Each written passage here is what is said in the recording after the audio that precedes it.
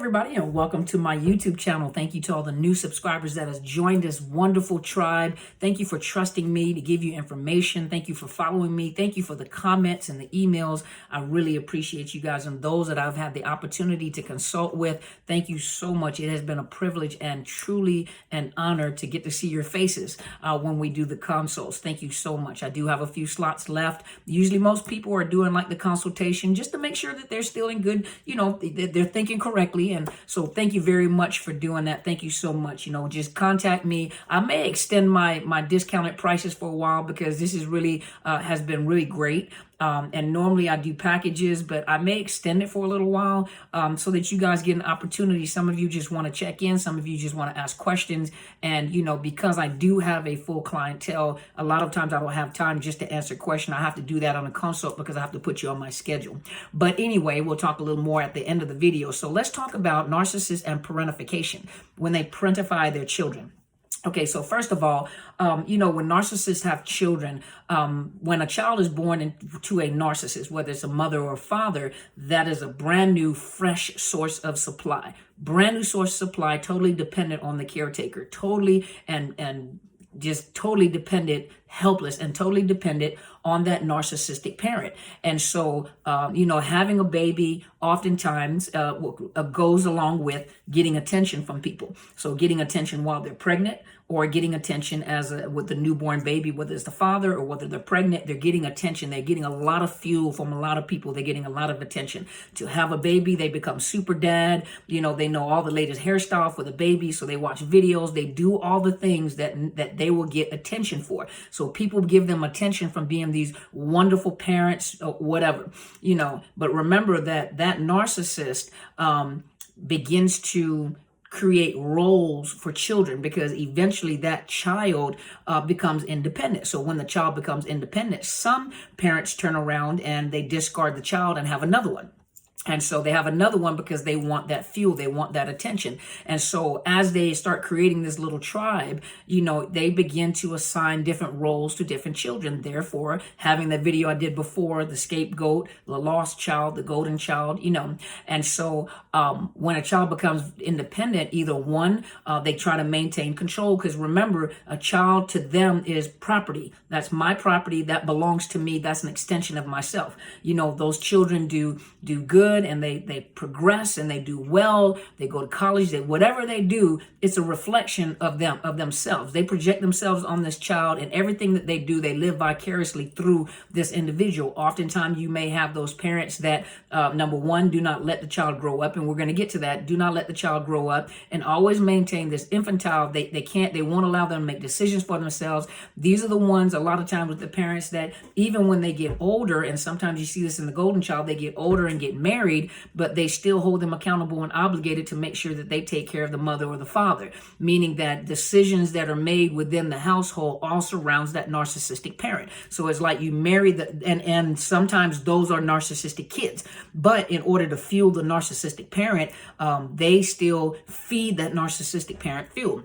And sometimes they marry people who may have some money or whatever extra money they get, they take that money to feed that narcissistic parent. So henceforth, we go to the parentification. So a lot of times you do know that a lot of the narcissists are still, like some of you said, an infantile. They're still toddlers. They're still teenagers. Something has happened that caused them to have, this arrested development, this stunted growth. It doesn't matter even up to the greater narcissist, believe it or not. It's just better hidden, and they're hidden in plain sight. But on the inside, they never truly matured to their chronological age. They may look the part, they may sound the part, they may have these, they can be a general in the military, they can be a politician, they can be Congress people, they can, whatever position they hold of power, judges, lawyers, police officers, whatever. But from time to time, you're going to see it slip, and you're going to see that behavior, that mask fall. And when the mask falls, you see them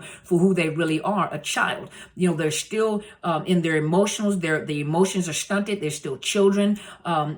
Even in the way that they emotionally respond, the way that they act, they can't get their way. The type of temper tantrums that they have, the things that they do to be vindictive, to retaliate if they don't win, competitive, things like that. You see that behavior. Now, one that has been parentified especially a narcissistic parent who has mental illness. So let me pull up this that I pulled up earlier that I wanted you guys to hear. So if you go to Newport Academy, it is the mental health section, is how parentification impacts teens' mental health.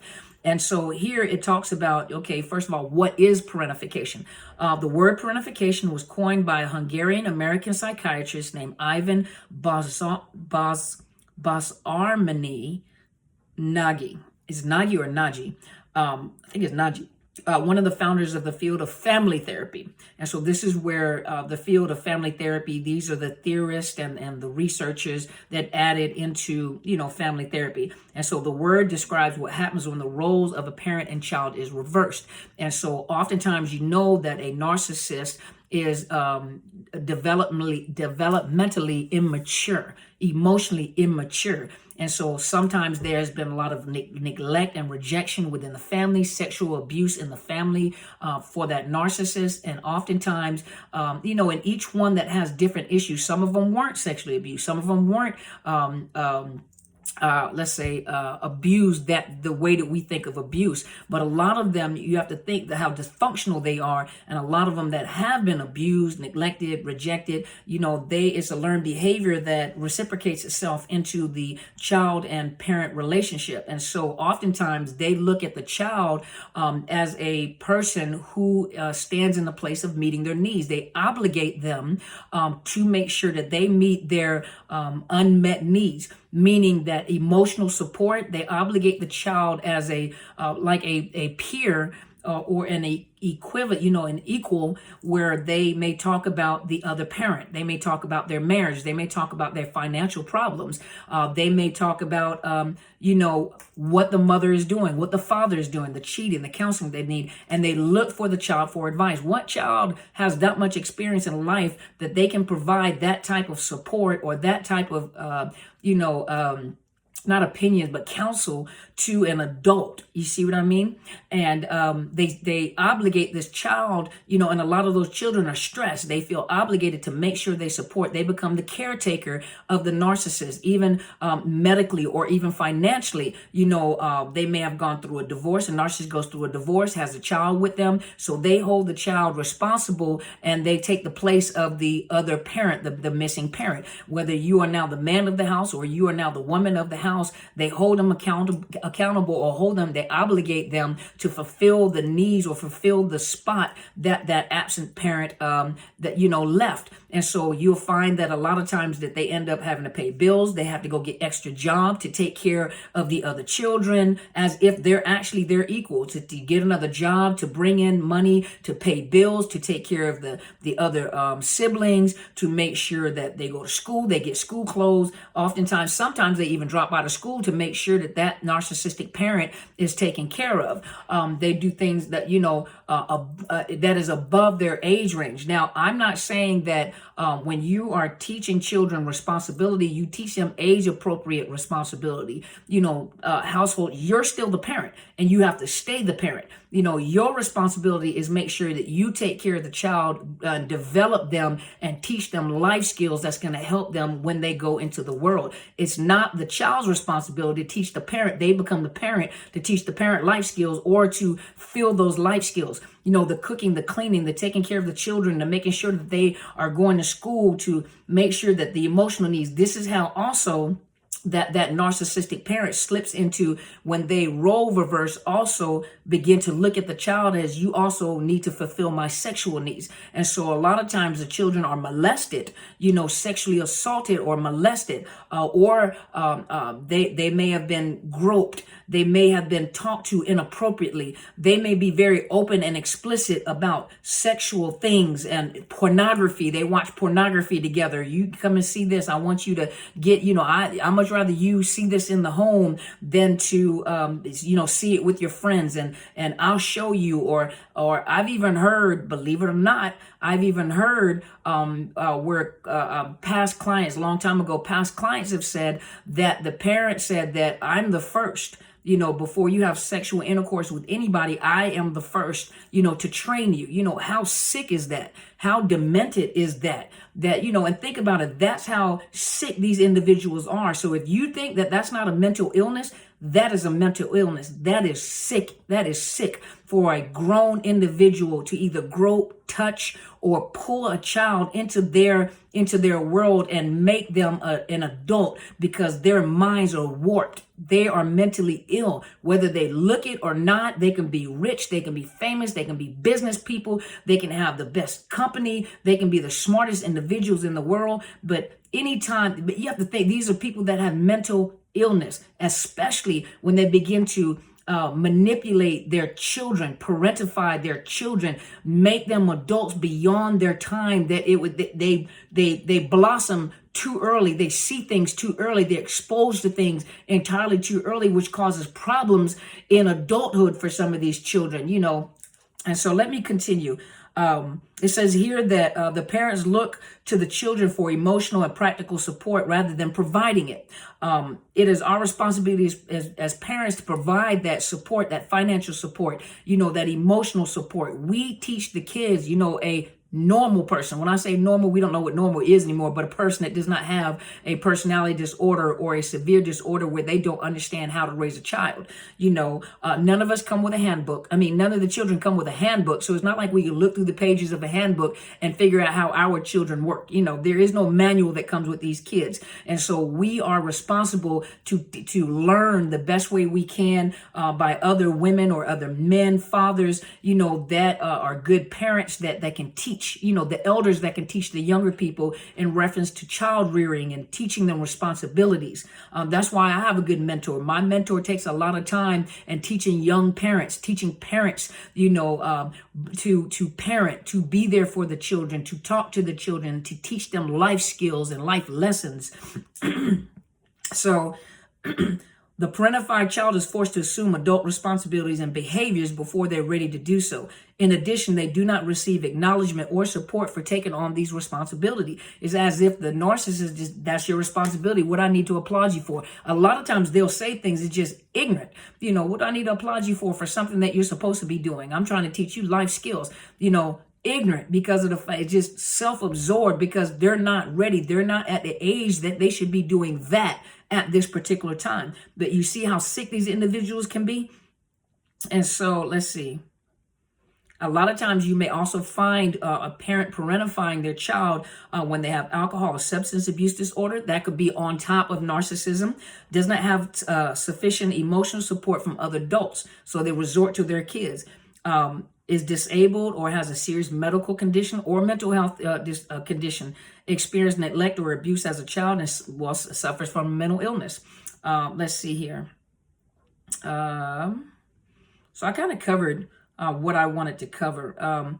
You'll find the children, they'll put the children in positions where they have to take care of the other siblings or other relatives because the parent is just not capable of doing it. Assuming housekeeping duties such as cleaning, cooking, and grocery shopping, and they're way too young to be doing this. Their focus should be school, high school, college, getting themselves together so they can leave. They're even afraid to leave because they're afraid their siblings won't be taken care of. Paying bills, attending other household tasks, serving as a translator in families where the parent does not speak the primary language of the resident country, listening to the parent talk about their problems, offering advice to a parent, mediating between a parent and the other family member, serving as a confidant to the parent, or providing emotional comfort and support to the parent.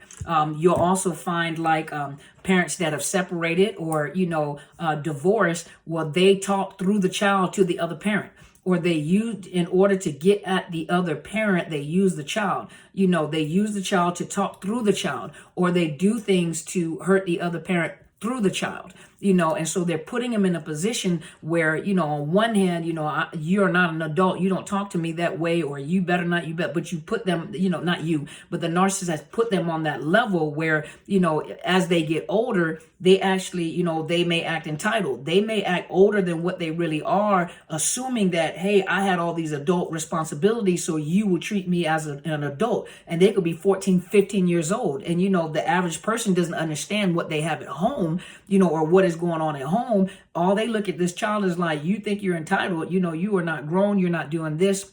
But that narcissist put them in that position. And so a lot of times these children are very confused of how relationships work. They're even confused at what love is. They don't understand what love is. So when someone is nice to them, when someone spends time with them, when someone, compliments them, they don't know how to take that. And they gravitate to those type of people, not understanding that, even a pedophile knows how to groom a child. And a pedophile, I've listened to interviews before, and I think a pedophile said that the way that they used to look for their victim was they would look for the victims. They would go through a crowd during a baseball game or whatever, and number one, they would pick like a single parent that's kind of neglectful toward the child and is having a hard time with the kid, and so they would befriend. You guys know some of these stories. They befriend the parent and offer assistance, and hey, I'll take little Johnny or little Jill to practice. I got you. And male and female both can be predators.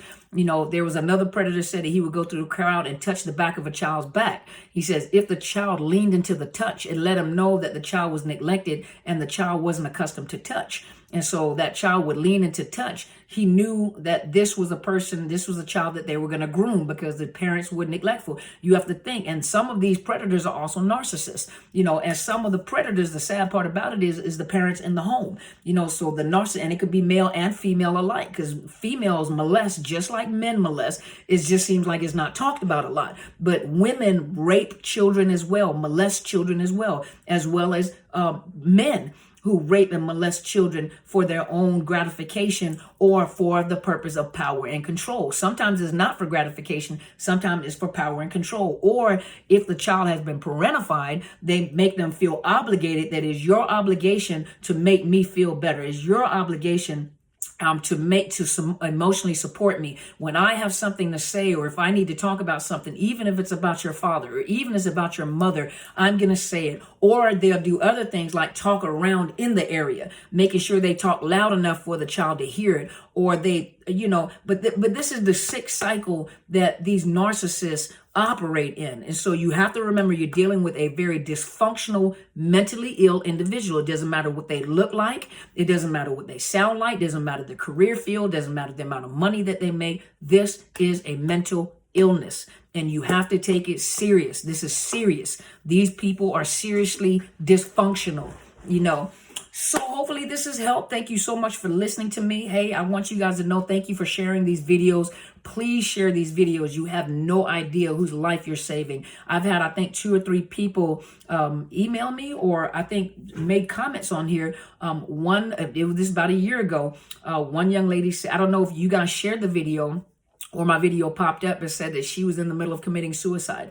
She had just tried to hang herself, and then she cut her wrist and she stabbed herself. And my video popped up, and there I was bobbing my head and laughing at my own jokes. And I think another young lady had just she was contemplating suicide. And it just so happened my video popped up at the time. And there was another lady who was contemplating suicide. I think she had just tried to hang herself, but she was trying to find another way to do it. And a video popped up. So whether you're sharing the videos, you never know when you share it, the next person that shares it, the next person that shares it kind of goes out of your timeline into other people's timeline. So you don't know who is watching or who is thinking of suicide and don't understand what they're going through or what they're going through. Everybody doesn't understand that they're being abused by a narcissist, because abuse, most of the time people assume, well, he doesn't hit me. Well, she doesn't put her hands on me, but emotional abuse. They don't mind trying to get you to commit suicide, to try to torment you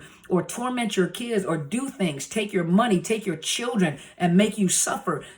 People don't know how bad the abuse is, but you never know when you're sharing a video what pops up on someone's timeline at the time that they're in desperate need for some help or someone to talk to. Sometimes they just need somebody that says, hey, I understand what you're going through. Hey, this is what this is. And just to listen so they know that they don't feel crazy anymore. They think they're crazy. No one believes me. No one is listening to me. And we want people to know that we hear you and we're speaking up. For those people that have lost their voice and those people that are looking for your voice, we're speaking up. The coaches and people that are on these YouTube channels, especially like my mentor, please go check out her YouTube channel and subscribe. It is Helen Sadler, Destiny Helper. She talks about narcissist abuse from a spiritual and biblical perspective, such as well as the honorable, first of all, my honorable spiritual parent, which is Apostle Helen Sadler.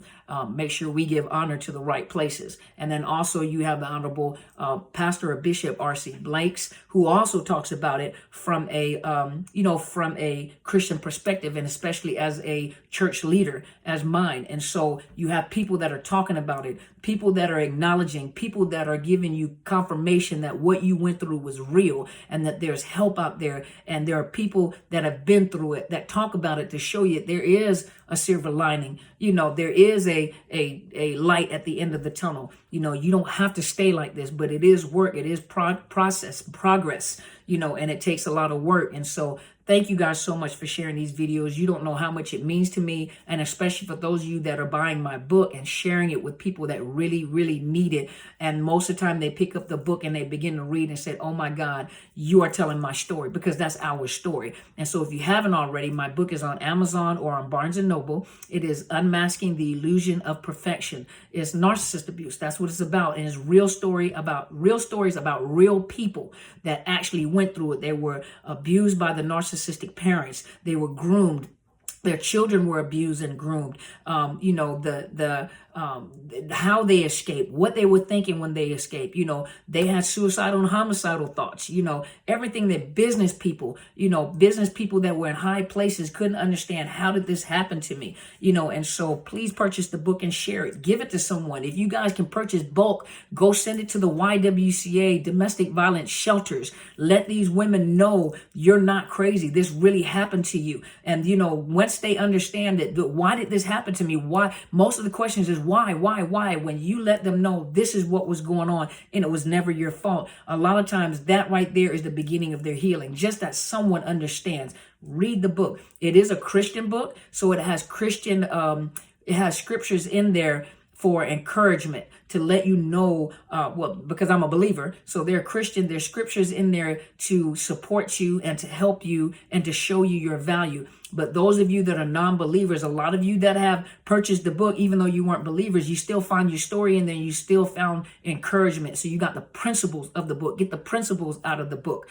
and share it with someone. Give it to somebody. Gift somebody with it. When you buy one, buy another one, and just give it to someone that may be going through something. If you guys can buy bulk and begin to send it to domestic violence shelters. Begin to send them so they know that your story is real. There goes your story, and what happened to you is real. It really did happen. You're not crazy. So thank you once again. Please check out my podcast. I am on Podbean and I'm under Overcoming Narcissist Abuse. I haven't updated lately because I've been trying to do the videos. And then you guys that are business owners, you know that this is the beginning of the year. You got to get your tax paperwork together. You got to get your records together for last year. So I've been kind of busy in the office. But thank you guys so much. Also, I am on Facebook under Unmasking the Illusion of Perfection. That's my book Facebook page. And then my business is Psychological Health Consultants and Services. Make sure you hit the thumbs up, the like button. Make sure you hit the subscribe, and make sure you hit the bell so you know whenever I come on live. Usually on Sundays, I come on live. Sometimes during the week, I come on live if I don't have time to think of something to talk about, or I may have a topic, want to talk about it, engage with you guys live. Also, those that are seeking counseling, please.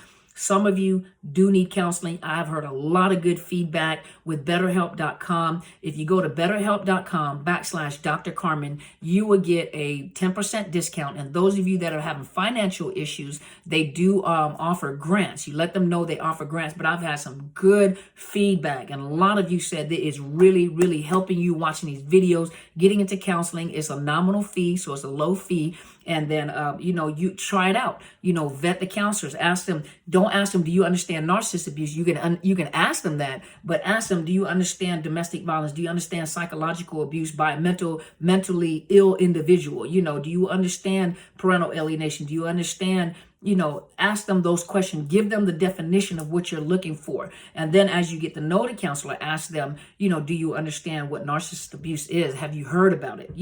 And it's your choice. You pick the counselor that fits you. But I've had good feedback. So please go check it out. It's betterhelp.com/Dr. Carmen. That gets you your 10% discount and also connects you with those. It'll say on there, if you're looking for a counselor that deals with narcissist abuse, it'll say it when you click on it. So thank you guys once again for joining me. Thank you guys so much. If you want to donate, some of you have asked, I have a Cash App and I have a PayPal link on here. Those interested in coaching or consultation, most of you guys are just interested in consultation. So it makes it a little easier, because I do have clientele. It makes it easier when you do a consultation because I get to talk to you guys and then you guys decide whether you want to come back or not. So I really appreciate it. And I have been so grateful to see some of your faces, to see you guys, to see who's behind the name. So thank you once again. Hey, you guys go and be great.